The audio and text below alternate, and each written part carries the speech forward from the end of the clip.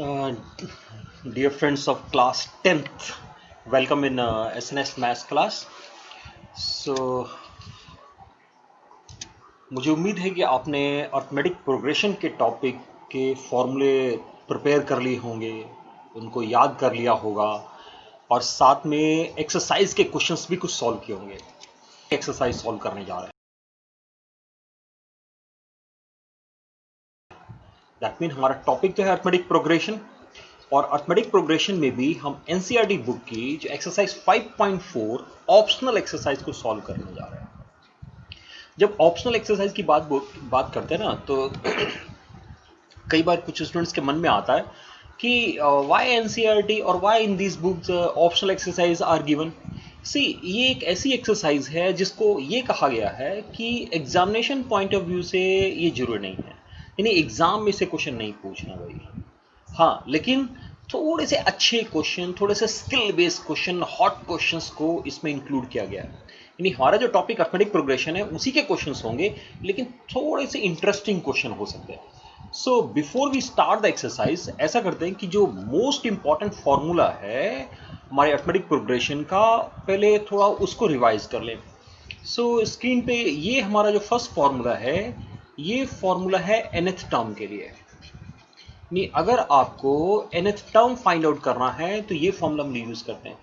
वैसे whatever formulas are there for class 10th students, ये दो फॉर्मूले हैं, एक तो टीएन फाइंड आउट करने के लिए और एक एसएन फाइंड आउट करने के लिए। SN meaning sum of n terms.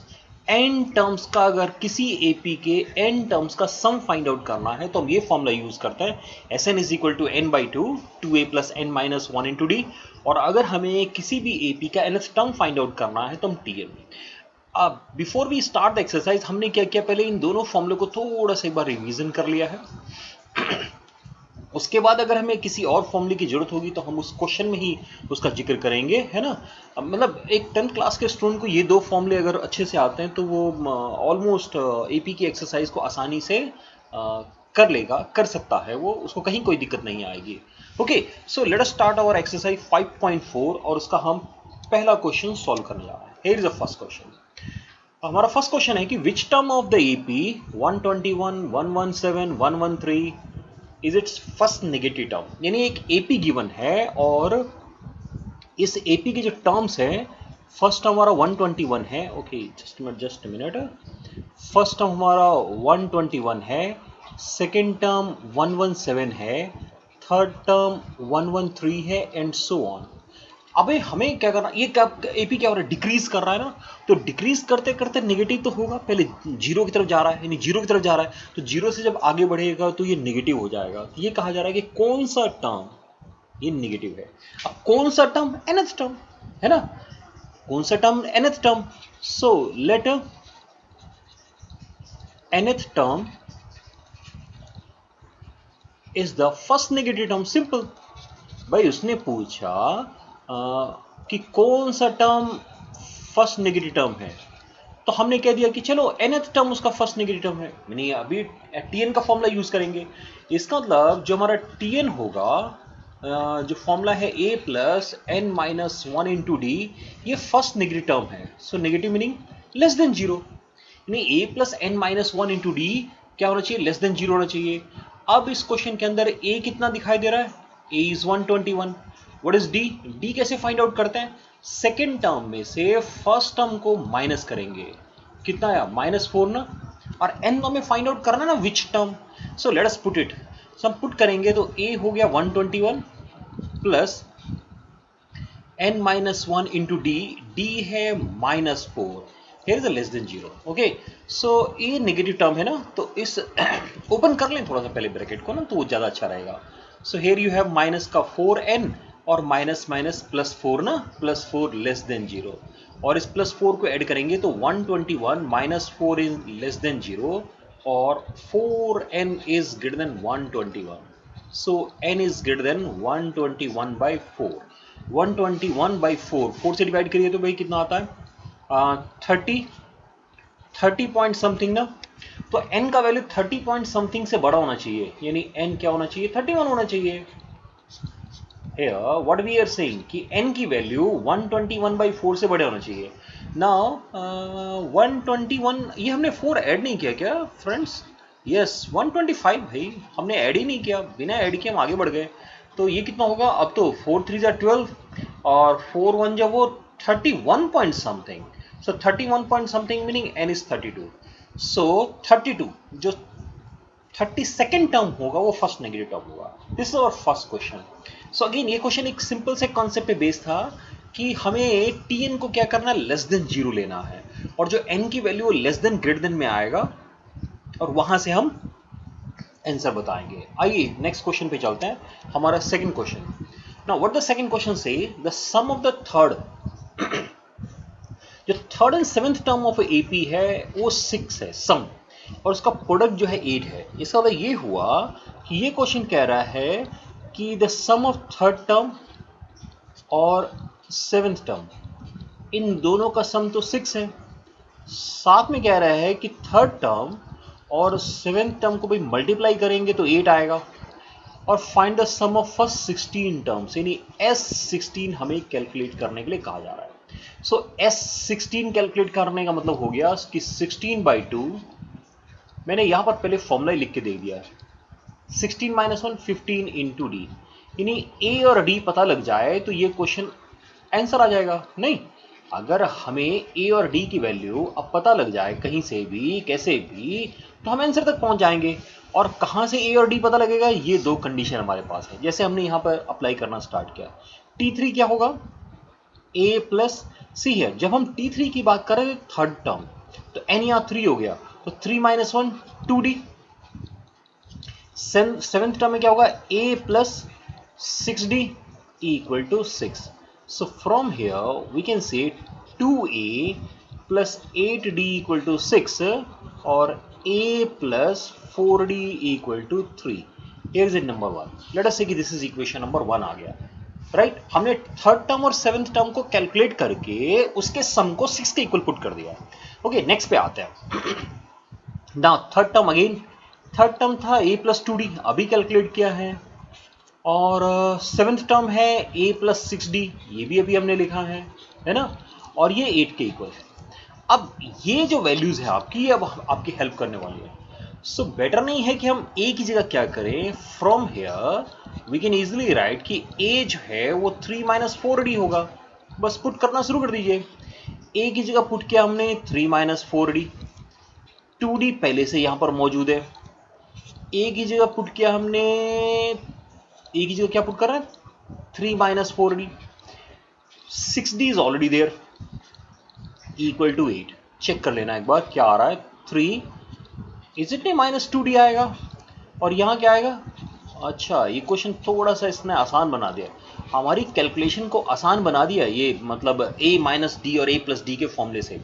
यानी अब ये जो है ना वो a - b a plus B का होल, a - b और a प्लस बी यानी a² - b² का फॉर्मूला अप्लाई हो गया। तो ये हमारा ये वर्क बहुत ही आसान हो गया, यानी कैलकुलेशन को रिड्यूस हो गया भाई कैलकुलेशन।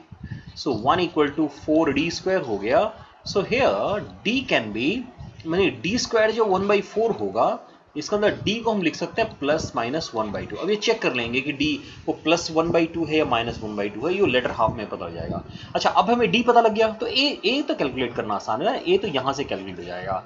a क्या हो जाएगा, 3 - 4d, और क्या होगा, 3 माइनस, ओके दोबारा लिख दे, 3 - 4 - 1/2। So here it is 3, 2 cancel करेंगे 2 आएगा, यानी 1 आ गया। और क्या लिख सकते हैं यहाँ पे, 2 कैंसिल करेंगे तो माइनस माइनस प्लस का हो जाएगा, सो 5। यानी a की वैल्यू या तो 3 होगी या 5 होगी। जब a 3 होगा तो d का वैल्यू प्लस 1/2, और जब a 5 होगा तो d का value minus 1/2। Now you put both these value here, यहां पर a और d की जगह पर इन वैल्यूज को पुट कर दीजिए, आपको आंसर मिल जाएगा।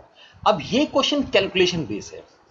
अगर हम देखें तो पहले क्वेश्चन में एक छोटा सा लॉजिक अप्लाई किया था, और इस क्वेश्चन में क्या कर रहे हैं, ये क्वेश्चन जस्ट कैलकुलेशन है। सी मैं तो बुक लेके बैठा हूं, तो हम चाहें तो आंसर्स को चेक कर सकते हैं, लेकिन क्योंकि इस क्वेश्चन को मैंने कंप्लीटली सॉल्व नहीं किया है तो आप सॉल्व करके आंसर तक देख लीजिए एक बार। ओके, हम तब तक क्या करते हैं कि नेक्स्ट क्वेश्चन की चलते हैं।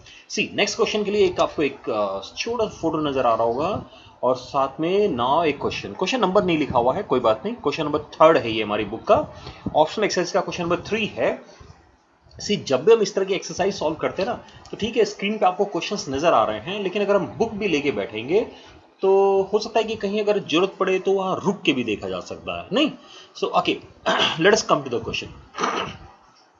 व्हाट दिस क्वेश्चन से, a ladder has rugs and I think missing here rungs, है ना? ये जो जब लेडर को देखा ना, तो लेडर में चढ़ने के लिए सीढ़ियां टाइप की बनी होती है, उन्हीं को रंग्स कहते हैं। 25 centimetre apart, the rungs decrease uniformly in length from 45 cm at the bottom to 25 cm at the top, and the bottom rungs are 2.5 meter apart. What is the length of the wood required for the rungs? Okay, पहले थोड़ा question को समझ लेते हैं। Question क्या क्या आ रहा है, क्वेश्चन में करना क्या है, मतलब एक तो क्वेश्चन क्या कह रहा है और हमें क्या करना है। अगर इस डायग्राम में ध्यान से देखेंगे, से हियर, क्योंकि हमारा डायग्राम भी जिस कलर का है तो उसी कलर से लिखेंगे तो समझ ही नहीं आएगा, नहीं? वाइट है ना डायग्राम। सो सी हियर क्या कह रहे हैं कि ये लेडर है और लेडर में ये जो रंग्स है ना, ये फर्स्ट जो बॉटम है ये 45 सेंटीमीटर है, ओके, और ये अपर पार्ट में ये 25 सेंटीमीटर है, और ये दोनों रंग्स जो है वो 2.5 metre, that mean 250 centimetre apart है, राइट? और टू रंग्स के बीच का जो डिस्टेंस है वो 25 सेंटीमीटर है। सो टोटल कितने हो जाएंगे?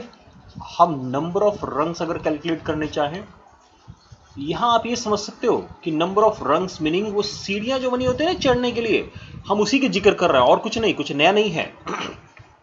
सो कितने रंग्स होंगे? जो टोटल डिस्टेंस है वो 250 है, राइट? और क्योंकि 2 के बीच का डिस्टेंस है 25, लेकिन इसमें मैं एक ऐड करूंगा। अब मैं क्यों 1 ऐड कर रहा है, हम 1 क्यों ऐड कर रहे हैं, that is again important point, क्यों 1 ऐड किया जा रहा है। सी अगेन, जब हम काउंट करना शुरू करते हैं तो हमने इन डिस्टेंसेस को काउंट करना शुरू किया।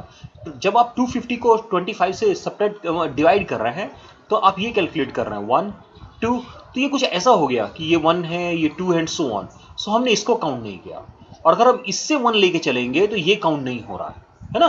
तो उसलिए क्या कर रहे हैं कि जो एक छूट जा रहा है उसके लिए हमने 1 ऐड कर दिया। अब 25 से डिवाइड करेंगे तो 10 प्लस 1 11 आ गया, दैट मीन टोटल 11 रंग्स है इस सीढ़ी के अंदर, ओके। अब इसमें अगर फर्स्ट टर्म 25 है तो लास्ट टर्म 45 ले सकते हैं, या रिवर्स आ जाइए, है ना? और दो रंग्स के बीच का डिस्टेंस कितना है, सीधा question, A ladder has rungs 25 centimetre apart, यानी 20 दोनों के बीच का डिस्टेंस कितना है, 45 से स्टार्ट हुआ, टोटल 11 रंग्स है ना? हमें डी नहीं पता ना, क्योंकि हमें सेकंड टर्म का नहीं पता, हमें ये नहीं पता है ये सेकंड का, ये इसकी लेंथ कितनी है। लेकिन अगर आप एसएन के फॉर्मूले में जाएंगे, सो वी नो दैट कि जो सम होता है, सम ही तो कैलकुलेट करना है। यानी क्वेश्चन में क्या कह रहा है कि what is the length of the wood required for the rungs, यानी ये डिस्टेंस, ये डिस्टेंस, ये डिस्टेंस, इन सबको ऐड कर देंगे तो आंसर आ जाएगा। तो अगर हम मैं 25 को मैं फर्स्ट मान लेता हूं, फर्स्ट रंग, तो ये हमारा 45 जो है ये लास्ट रंग्स हो गया, दैट मीन 11th हो गया। तो 1 से लेके 11 तक जो ये टर्म्स है उनको ऐड करना है मुझे, तो सम ऑफ एपी है। सो एपी के सम का formula n/2 2a plus n minus 1 into D होता है, लेकिन इस फॉर्मूले में मुझे डी की जरूरत पड़ेगी। इसी फॉर्मूले को अगर हम ऐसे लिख लें, a प्लस एक a को हमने अलग कर दिया, ओके, एक a को अलग कर देंगे तो ये फॉर्मूला बन जाएगा n/2 a plus last term nth term tn। ये a plus n minus 1 into d क्या होता है, लास्ट टर्म होता है ना? tn बोल सकते हो, l बोल सकते हो। सो अब हमें फर्स्ट टर्म और लास्ट टर्म पता है, नहीं? तो एसएन कैलकुलेट करना इजी हो गया। टोटल रंग है 11 टर्म्स, तो 11/2, एक फर्स्ट टर्म हो गया, लेट इट बी 25, किसी एक को फर्स्ट मान लीजिए, दूसरा अपने आप ही ऑटोमेटिकली दूसरा क्या बन जाएगा, लास्ट बन जाएगा, और एक हो गया 45। सो 45 25 का सम कितना होता है भाई, 25 और 45 को ऐड करेंगे तो 70 आएगा, 2 से कैंसिल करेंगे 35 को 11 से मल्टीप्लाई करके आंसर बता देना है। यहाँ रफ में क्विकली मल्टीप्लाई कर लेते हैं आंसर बताने के लिए। Okay, so here is answer 385 is the answer. ये आपका आंसर है। So the total would required, जो टोटल वुड चाहिए इस रंग्स को बनाने के लिए वो 385, क्या 385 सेंटीमीटर भाई, है ना, 385 सेंटीमीटर, 385 सेंटीमीटर, राइट, क्योंकि हमने सारी कैलकुलेशन सेंटीमीटर में की है। So this is our question number 3। Total 5 questions are there. आइए नेक्स्ट पे आता है। Here you have question number 4। हमारी एक्सरसाइज का ये 4th क्वेश्चन है। Okay, let us see what this 4th question say. The houses of a row are numbered consecutively from 1 to 49, right? ये कुछ हाउसेज हैं जो एक रो में है और वो 1 से लेके 49 नंबर है। Show that there is a value of x such that the sum of the numbers of the houses preceding the house numbered x is equal to sum of the numbers of the houses following it. Find this value of x. Again, थोड़ा सा समझते हैं कि what this question want to say. ये question कहना क्या चाह रहा है, और मैं थोड़ा सा कलर चेंज करना चाह रहा हूँ। Okay, let me see. I am not able to change the colour ना, वाइट कलर में ले रहे हैं हम लोग। Okay, now it's okay. So let's see क्या कर रहे हैं। ऐसे है ना house, first house, second house, third house, fourth house and so on ना, और लास्ट में ये हमारा 49th हाउस है, एक ही रो में है, तो उसके पहले 48 होगा, उसके पहले 47 होगा। अब क्वेश्चन क्या कह रहा है, the houses of a row are numbered consecutively from 1 to 49 so that there is a value of x, एक वैल्यू x है, such that the sum of the number of houses preceding the house number x, यानी एक ऐसा house है जिसका number x है, अब उसके पहले जो हाउसेस हैं इन सब का sum equal to sum of the numbers of houses following it, इसके बाद के जो हाउसेस हैं उनके सम के इक्वल है, तो हमें उस x को फाइंड आउट करना है। ये हमारा क्वेश्चन हो गया। ओके, इस को हमें फाइंड आउट करना है, राइट, x को फाइंड आउट करना है। सो अभी एक चीज बताइए, अब जब हम एक कैलकुलेशन करने जाएंगे तो x से पहले जो हाउसेस हैं उसको तो मैं कैसे लिख दूंगा, ये जो है 1 से लेके x तक, x से पहले कितने हाउसेस होंगे।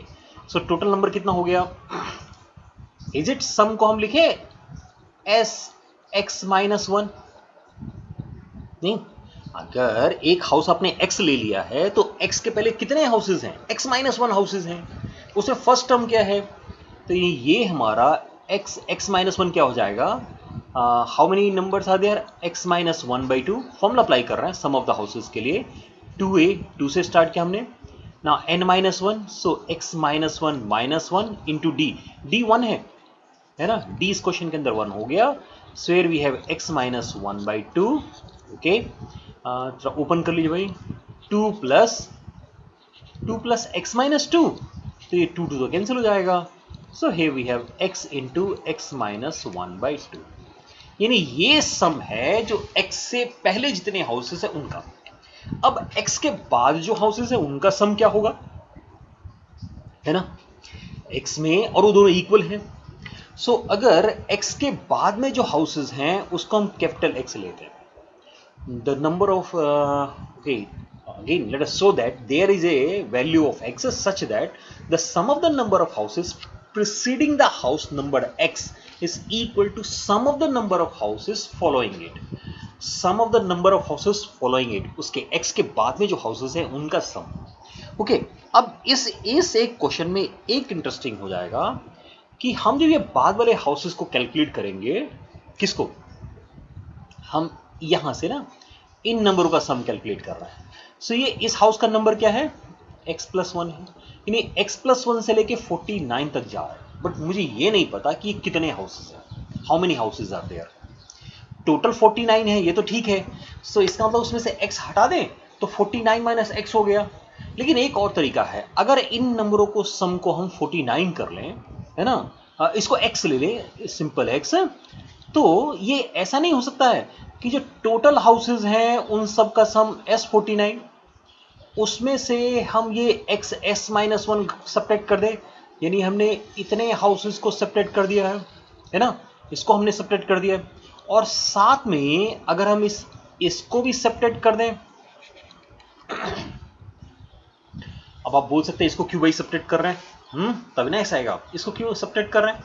क्योंकि उसने क्या कहा है क्वेश्चन के अंदर, sum of the numbers of the houses preceding the house numbered X is equal to sum of the numbers of the houses following it.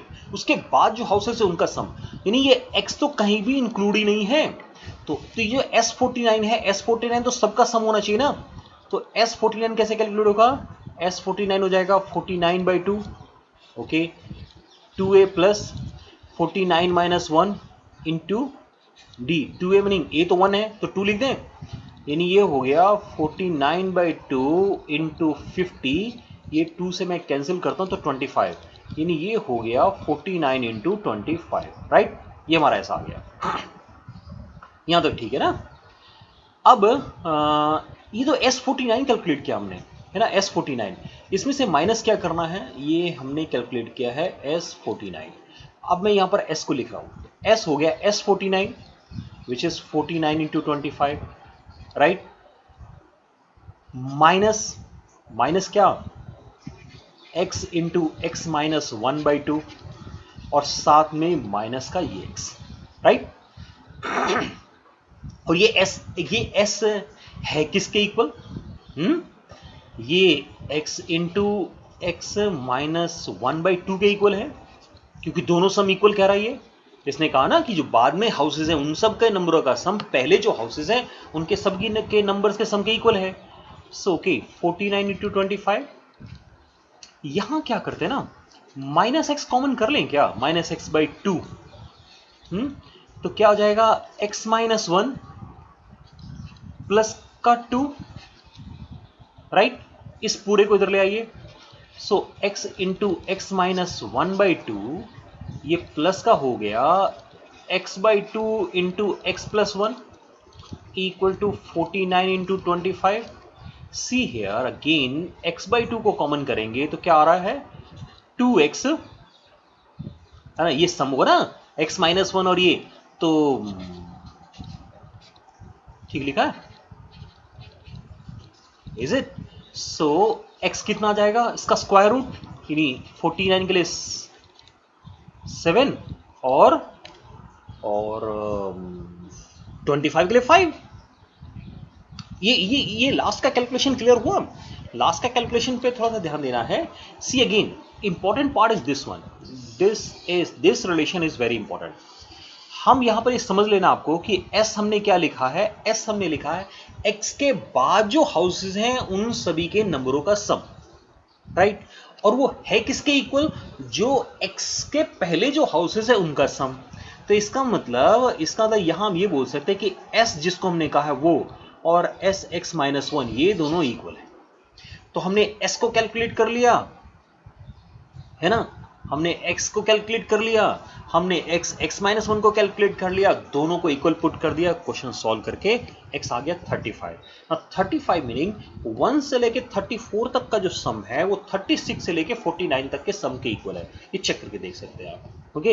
यानी इस क्वेश्चन को मैं दूसरे तरीके से अगर बोलूं तो ऐसे बोल सकता हूं कि 1 से लेके 34 तक का सम जो है वो 36 से लेके 49 तक के सम के इक्वल है, ठीक है। ये चलिए नेक्स्ट क्वेश्चन पे आते हैं, okay. Here is the next one. Now our question number 5, again we have a small diagram there. क्या कह रहा है, small terrace at a football ground comprises of 15 steps, each of which is 15 metre long and built of solid concrete. Each step has a rise of 1/4 metre and a tread half metre.